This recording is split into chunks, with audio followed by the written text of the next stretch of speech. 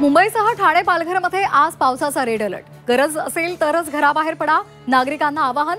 रात्रीपासून मुंबईसह परिसरामध्ये पावसाची संततधार सुरू।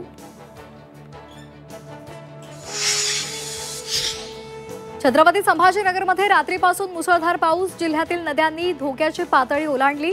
गिरिजा, कान्हेरी नद्यांना पूर। फुलंब्री आणि सिल्लोड तालुक्यामध्ये पूरस्थिती। मुसळधार पावसानं नाशिकला झोडपलं। धरणांमधून पाण्याचा मोठा विसर्ग। तुतोंड्या मारुतीच्या छातीपर्यंत पाणी। गोदाकाठच्या नागरिकांना सतर्कतेचं आवाहन। रत्नागिरी जिल्ह्यामध्ये पावसाचा जोर वाढला। आज आणि उद्या जिल्ह्यामध्ये पावसाचा जोर आणखी वाढण्याची शक्यता। नागरिकांसह मच्छीमारांना सतर्क राहण्याच्या सूचना।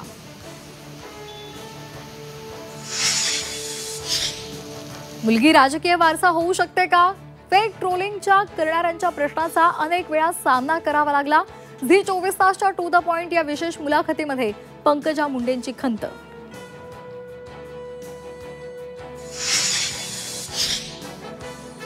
आशिया कप स्पर्धेमध्ये फायनलमध्ये भारत पाकिस्तान भिडणार। 41 वर्षांनंतर पहिल्यांदाच हाय व्होल्टेज लढत होणार। आशियाचा किंग कोण होणार याची उत्सुकता।